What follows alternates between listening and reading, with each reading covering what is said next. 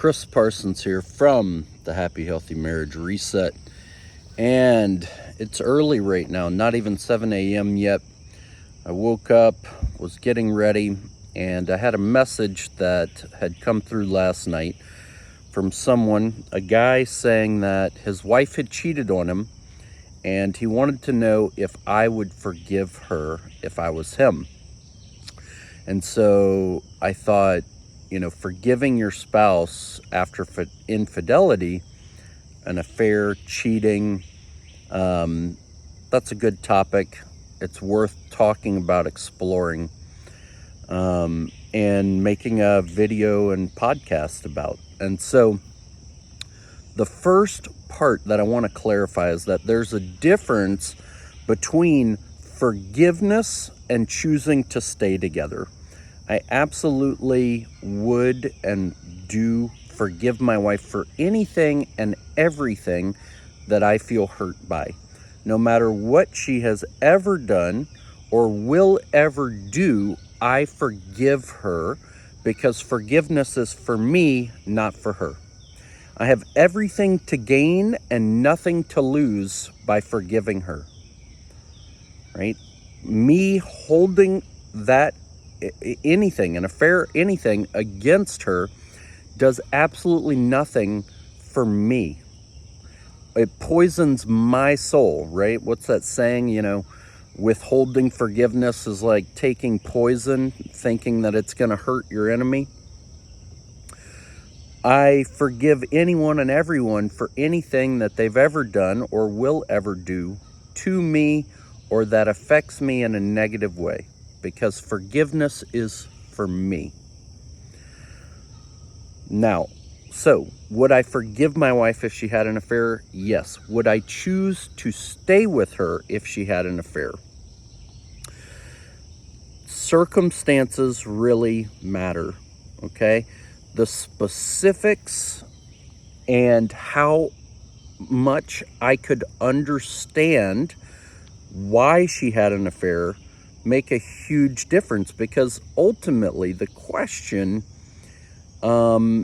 is whether I'm believe that this is going to happen again, right? I've already forgiven because I'm gonna forgive no matter what, but I can leave an affair in the past if I feel confident that it won't happen again in the future.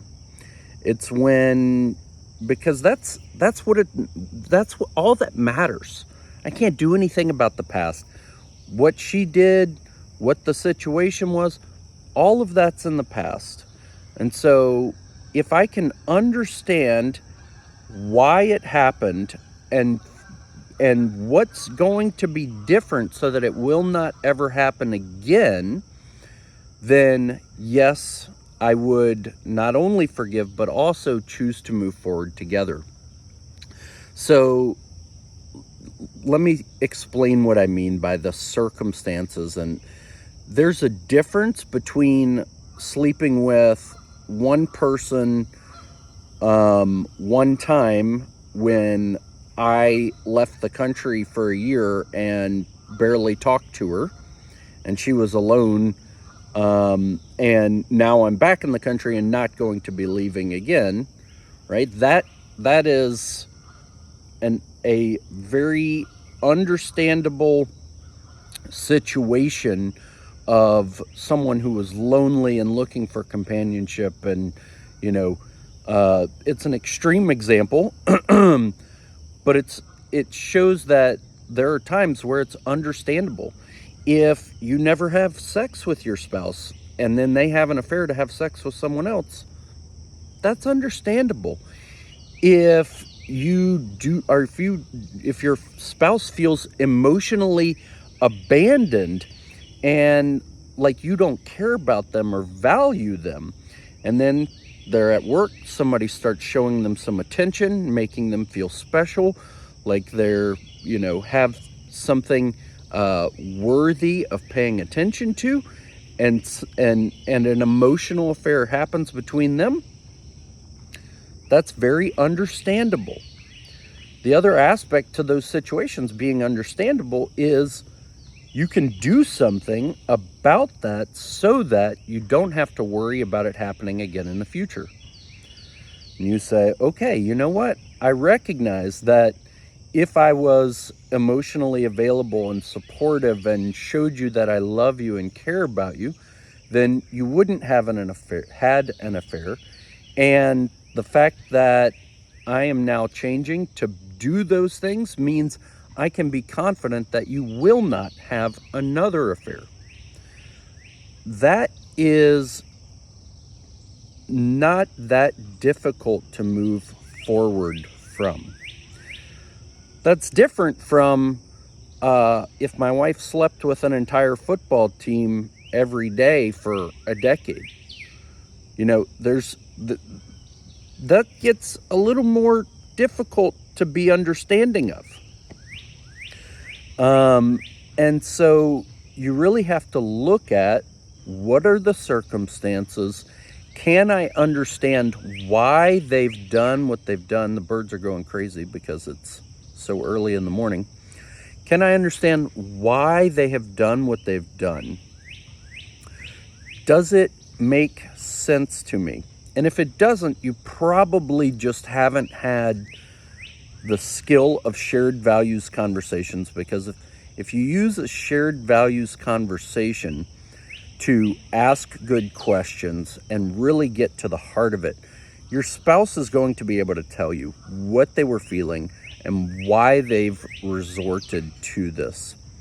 And the truth is, the hard truth is that sometimes you marry someone that does not value monogamy, and they never intended to be faithful in their marriage. The whole time, they always expected to cheat.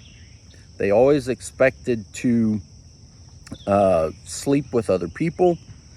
You know, I don't know any professional athletes, but I would, you hear stories. That's what I'll say. And, there's other people that they go into marriage for, to the whatever benefits they perceive to having a spouse, but not for the monogamy. But in my experience, that is very rare. I've had clients who have cheated, and in every one of their cases, I thought the situation was understandable.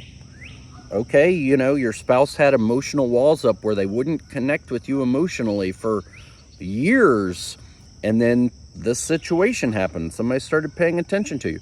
Okay, your spouse, didn't refuse any sexual intimacy.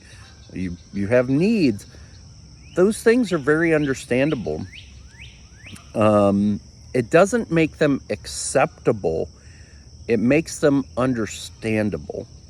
And so, let's say you were gone for a year, out of the country. You only talk to your spouse maybe once a week, and you didn't cheat the whole time, but your spouse did.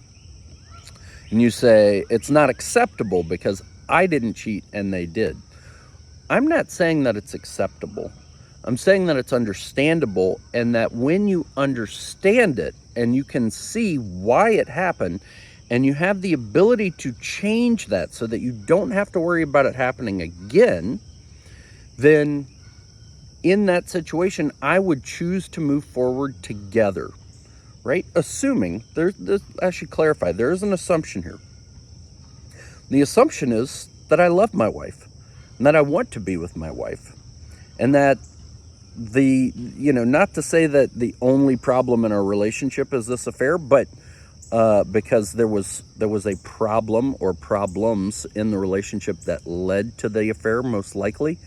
But, assuming that this is still someone who I care deeply about and enjoy being with, then even though I don't find their action or what she did acceptable, I understand it. And because I feel confident that it won't happen again, I would choose to move forward together. You have to make that choice for yourself. But before you can make that choice, you have to forgive. And forgiveness, again, is for you. Because until you forgive, you're poisoning your own heart. You're unable to make a rational decision without forgiving them. And it's a choice. It's a choice to forgive. And so if you're struggling with that and you don't know how to forgive, first off, try to understand, right? Try to put yourself in their shoes and use empathy and think about, well, how did they feel? What did they try? How were they approaching this? And as there's a quote, I don't remember who it's by, but it says, forgiveness is understanding. And if you want your spouse's forgiveness in anything, whether you had an affair or whatever, the key is to help them understand why it happened. Not excuses, rationalizations, justifications, right? Not defending yourself. That's what people try to do, which is not very effective. But understanding, which is genuine, which is not, I'm trying to manipulate you to giving me what I want, but I genuinely want to share so that this doesn't happen again. And that intention makes all the difference. And so, if you're struggling to forgive your spouse for something, start by just trying to understand why they have done what they've done without blame. Okay? If you're trying to understand it through blame, then the way that you'll understand it is, well, they cheated because they're a terrible person. Their parents screwed them up with this. You'll come up with that. That's not understanding. I'm talking about put yourself in their shoes. Think about how they felt, what they tried to do instead, and why they resorted to this. And then, once you understand them, recognize that forgiveness is a choice that you make for yourself. If somebody did something terrible, if somebody hurt, one of my kids, I'm talking about somebody intentionally harming one of my kids, would I forgive them? Yes. Without a question, no doubt, I would forgive them.